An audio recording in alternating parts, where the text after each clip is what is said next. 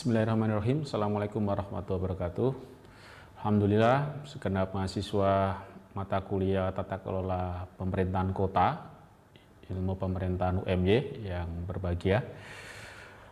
Baik, kita akan lanjutkan pertemuan kedua yang kita diskusikan hari ini, yaitu tentang kota dan urbanisasi. Satu fenomena global yang kita lihat hari ini adalah terus bergeraknya atau migrasi manusia-manusia ke perkotaan di berbagai macam belahan di dunia. Hal ini menjadikan kota semakin tumbuh sekaligus memiliki sisi-sisi paradok. Problem-problem perkotaan semakin kompleks.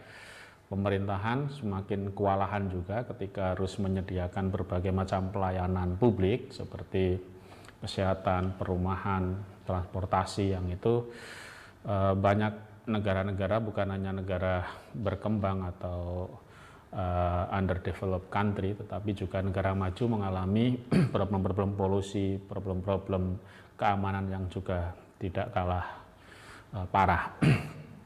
Baik, saya review sedikit tentang bagaimana kita selama ini mendefinisikan kota sebagai sesuatu yang kesannya tunggal, sementara secara faktual kota itu berkembang dan berdinamika, bahkan pemahaman tentang kota itu dikonstruksi atau mengalami perubahan yang sedemikian signifikan.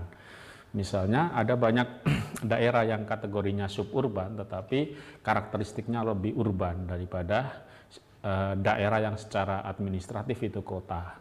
Misalnya kita bandingkan Babarsari sebagai salah satu kampung di Sleman, punya karakteristik yang jauh lebih urban dibandingkan dengan katakanlah Wirobrajan di kota Jogja. Ini menunjukkan ada perubahan. Kota tumbuh cepat mengalahkan batas-batas administrasi.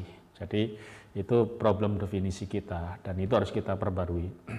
Yang kedua, apakah populasi yang menjadi basis pemahaman kita tentang sebuah wilayah atau zona pemukiman disebut kota, ataukah tentang fasilitas, pusat-pusat kesehatan, pusat-pusat perbelanjaan dan sebagainya, sebagai sesuatu karakteristik untuk menilai sebuah daerah telah tumbuh menjadi perkotaan baru. Tentu saja itu satu cara mengenali kota-kota yang ada di sekitar kita, ya. Secara historis kota itu sudah sangat tua, ya. Kota-kota adalah bentuk dari keunggulan atau kemajuan sebuah peradaban, di mana kota itu juga bisa bangkit, bisa musnah, dan ada banyak kota yang hilang dari peta karena perang, karena bencana dan sebagainya. Tentu saja kota ada juga yang misalnya Bergel memahami evolusi, teori evolusi untuk mengenali kota. Semua kota berangkat dari sebuah daerah yang disebut dengan rural. Tetapi ada juga fakta bahwa kota itu bisa dibangun dalam semalam, dalam beberapa bulan, ya. Misalnya kita saksikan kota Tangerang, itu mungkin tidak diawali dengan evolusi dari kampung menuju kota, tetapi bisa diciptakan oleh sebuah proses yang disebut dengan neoliberalisasi area, ya, zona pasar, yang itu kemudian tumbuh seperti keinginan yang dibayangkan, diimajinasikan oleh orang-orang yang berada di situ atau yang terlibat membangun itu. Mungkin juga peran pemerintah daerah juga penting.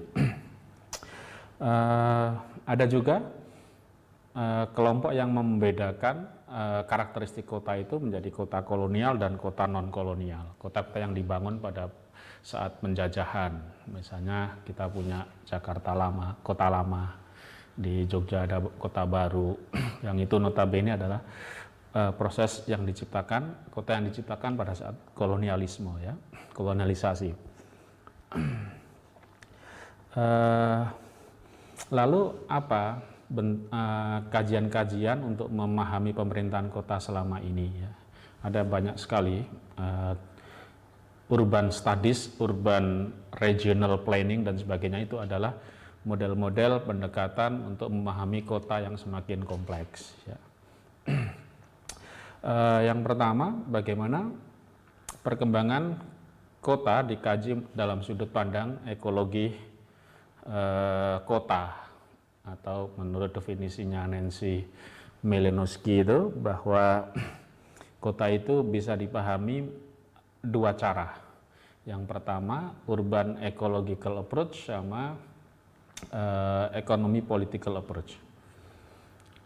Ini dua cara mengenali kota yang sangat penting, dan ini akan menjadi pembahasan kita di pertemuan berikutnya.